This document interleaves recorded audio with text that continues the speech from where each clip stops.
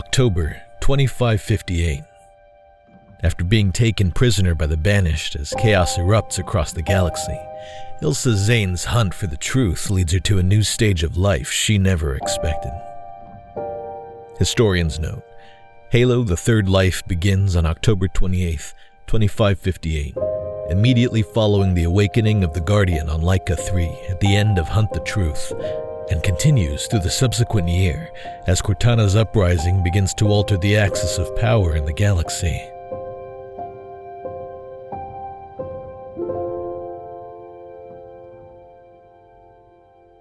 Original story written by the Halo franchise team of Halo Studios. We thank Halo Studios for continuing to tell grand stories within Halo's universe and dedicate this series as a love letter to their efforts. Jumperscape Audio and Scion Esports present Stories from Waypoint. Episode 16.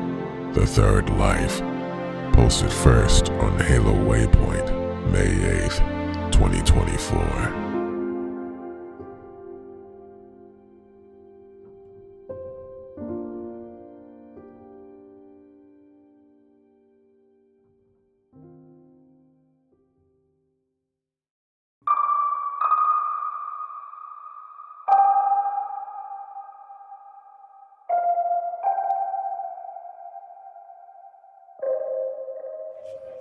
Well, hello there. It's been a while, hasn't it? Long enough for you to have thought that I was dead. Did you search for me? Did you even try to find me? Doesn't matter now, of course, since I'm the one with the gun to your head. I know this must be as much of a surprise to you as it is to me. Once, I gave everything I had to your cause. I believed in everything you stood for, everything you promised. But things have changed, and I can see you now for who you really are. Before you die, and you are going to die, I want to tell you a bit about who I am, and how we ended up here. My name is Ilsa Zane. The traitor, the rebel, the mad Spartan, the tip of the spear of the new colonial alliance. And my hunt for the truth has led me back to you. Nobody kills Ilsa Zane. Those were the 4 words she had lived by her entire life. From the fall of Colo, where everything and everyone she had ever known was lost to the Covenant, to her selection for the first phase of the Spartan 4 program, where she had been used and discarded, to now, to this day. The time of the new colonial alliance had come, heralding the culmination of all they had worked for to secure total colonial independence. Rebel groups across human space had rallied, alliances had been forged with a myriad of mercenary factions, and fleets were ready to launch to finally bring war to the United Nations Space Command. But it had all been put in jeopardy by a single undercover agent of the Office of Naval Intelligence, Pharaoh. Over a week ago, Conrad's Point had suddenly been hit by a seismic event of unprecedented scale. A massive alien construct had risen out of the ground, leaving a colossal crater behind before jumping into slip space. The cataclysmic event matched other scattered reports of similar activity occurring across several different colonies. The NCA had managed to get to Conrad's Point first to study the crater, and it was there that Ilsa Zane had forged a still undisciplined group of rebels into fighting shape. While they had been ascertaining data that might point to the next site to suffer an event like this, Pharaoh had slipped into their ranks, bringing a devastating UNSC airstrike with her in a futile attempt to assassinate Zane. Enraged and undeterred, Zane had gathered what remained of the NCA survivors and tracked Pharaoh to Laika 3, where the next awakening event was set to occur. The objective had been twofold: eliminate Pharaoh and obtain whatever new anomalous power had begun to emerge. Neither goal had panned out. Pharaoh had taken shelter with a cult known as Triad, whose leader, a slippery conman named Dask Gevenine, had proclaimed that these events heralded divine transcendence. And then, to add to the growing list of complications, Oni had arrived with enough troops to turn Leica 3 into an unmarked grave, just in time for the new awakening event to wipe the board clean. Zane witnessed Triad followers suspended in the air by gravitational anomalies as the ground beneath them collapsed into a gaping maw. But despite the otherworldly phenomena that surrounded her, she used this moment for what it was, a distraction.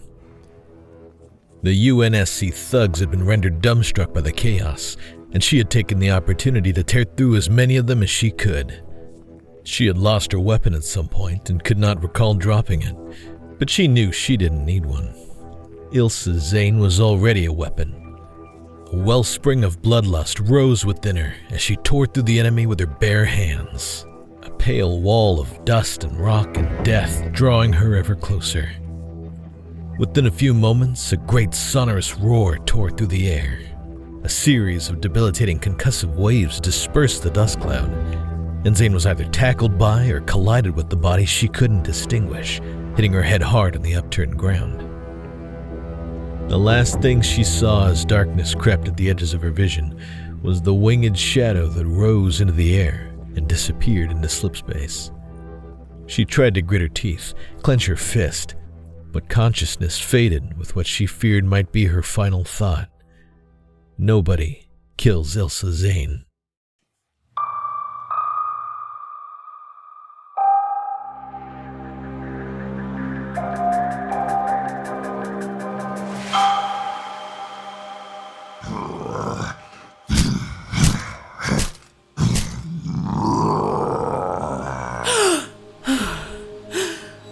Whatever you do not look it in the eyes. The area around her was essentially a makeshift prison, or rather a cattle pen made of improvised wooden barriers and mounds of concrete from buildings that had no doubt been laid low by the construct's destructive awakening. Within the pen, she counted 17 other humans. Some were still clad in scraps of UNSC uniform, while others had been among her own rebel forces. But the man who placed a heavily calloused hand on her shoulder was neither. He was bald, with a long silvery beard, and dressed in a gray hooded robe that was tattered and torn. But the marking on his chest was unmistakable. A white ring cut into 3 sections by a red T to symbolize the 3 internal lives that must be linked as the key to our transcendence, the insane story that had gathered a cult following as it spread across Waypoint. Well, I'll be damned. Yes, child, you indeed see clearly. Let yourself settle first. They'll be back soon. What for? Dinner. You must be as confused as all the other lost souls in here. About what? How we're here, of course. You see, that construct, that guardian, was but a messenger for some higher artificial intelligence. She began to spout about a new order of peace and end pain, hunger, and conflict. And she didn't finish the job? We were taken by our new captors. Those monsters. The Banished. Interesting.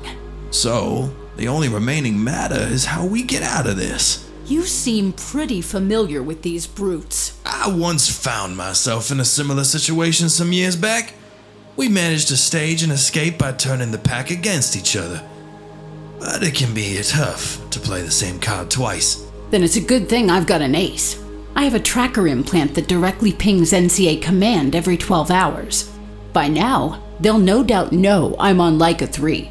And if I don't report in within 3 days, then Admiral Drake will send a rescue team. So it's a waiting game. Which means we'll have to outlast this lot for another day or 2. I propose a deal. I can teach you how to survive the whims of these brutes until your rescuers arrive. In exchange, I come with you and get dropped off at a location of my choosing. Hey, ugly!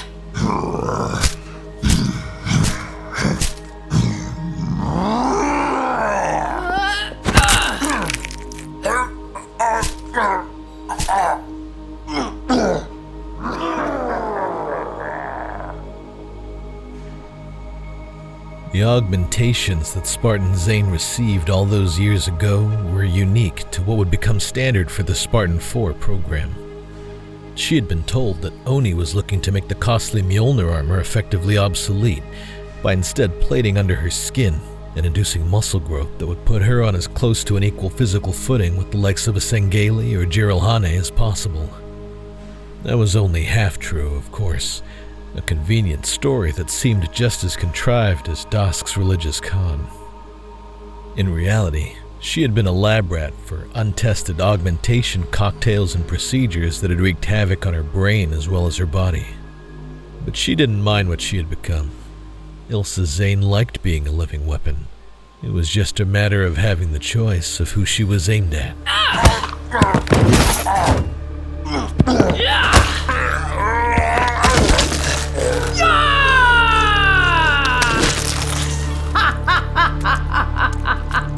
Please sit back down.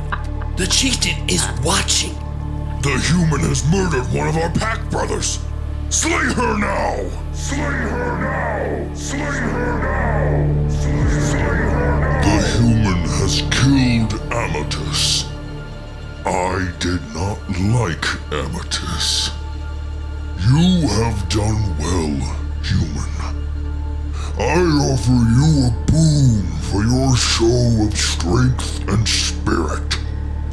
You shall dine with us tonight, and you may choose which of your fellows shall take your place and be fed to the pack.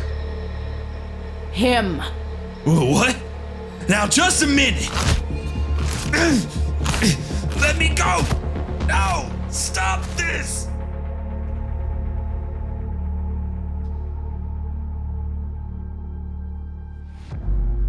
And that was it. I waited, day after day, week after week, and no NCA ship ever showed up. So I made the most of my situation, did whatever it took to survive. Every day, they let me pick the next one to die. They all just stood there, as if something in them had collectively broken. The complete absence of hope had brought about some kind of dissociation between mind and body. Perhaps that was the only way they could filter out the horror of the situation they were in. Every day, Admiral, I imagined them with your face. In time, I became part of the pack. We hunted, we killed, we ate, and we waited. One day, after I had lost count of how long I had been there, a ship arrived. It seemed like this was what the others had been waiting for, keeping the site secure so that their scientists could study the ancient structure that the Guardian had risen from. Don't know what they were looking for, but it was something big enough for the war chief of the Banished himself to be present. He wasn't pleased to find that I was alive at first, but let's just say that I made him an offer he couldn't turn down. And would you look at that? He's here right on time.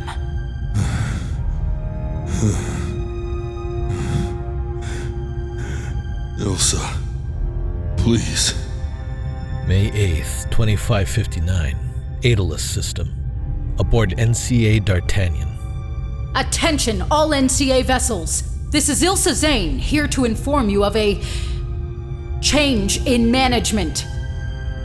For years, Admiral Drake has promised to claim independence, vowing to strike at the UNSC and secure our freedom. We built a machine of conquest, but here we are hiding in some distant system, preying on scraps, and waiting like spineless cowards.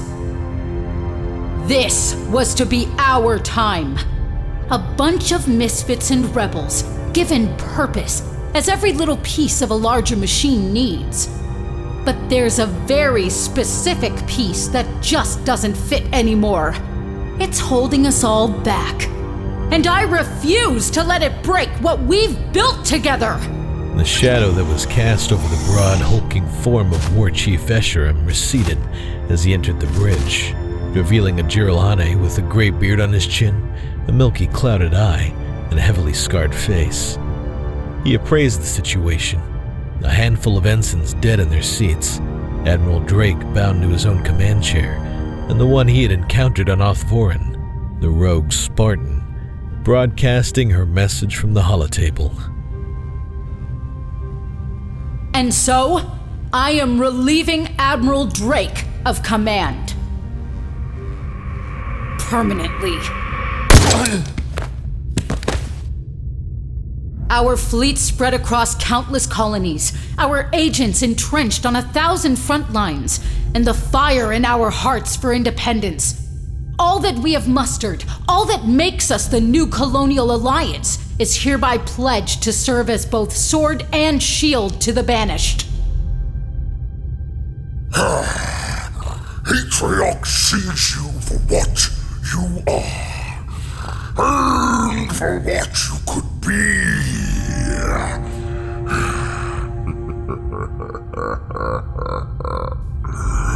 For the fury that fuels your desire for freedom is his fury too. We shall do great things together.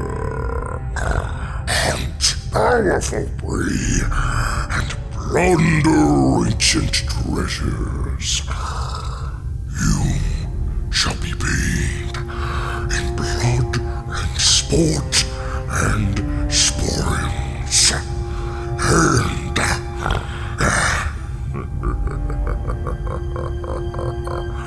you shall never bow again!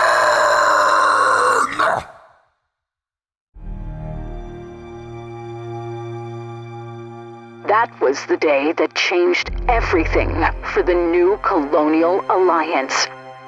Do I regret killing Drake? No more than I regret any of my actions that have brought me to this point. Which is to say, hell no, not one bit. Once I owed my life to that man. But the NCA is bigger than any one person or leader. And at such a critical point, there was no room for weakness. Drake would have seen us wallow in obscurity until the forces we'd gathered lost their edge, rebelled, or simply fled. It all would have fallen apart. Not while I'm still here. I can't help but think about Dask. He was the leader of a fake religion, one that believed in linking the 3 internal lives we all supposedly have. And in a weird way, I recognize how that applies to me more than I might have originally thought. There was the orphan, who I used to be during the Covenant War. A life that seems 1,000 light years away from me now. Then after the war, I became a tool to be used and discarded for a new generation of insipid UNSC propaganda. And now they call me the Banished Spartan. I like that. It feels right. And I'm eager to discover what this third life has in store for me. Escharum was keen to put us to use almost immediately. A mission to test us, get us bloody. That's a story for another time. But if you're wondering how I got this armor, well, let's just say it wasn't the first Spartan I've killed. I've got a list of names to work through as we go. Old scores to settle. Pharaoh, Musa, Palmer, Kriot, Din. It's a big galaxy out there, and I'm ready for a new hunt. Original stories are available on Halo Waypoint. All rights to Halo belong to Halo Studios and Microsoft. Get connected with the team at jumperscape.com. Stories from Waypoint is presented by Scion Esports. Find their events and opportunities at scionesports.com.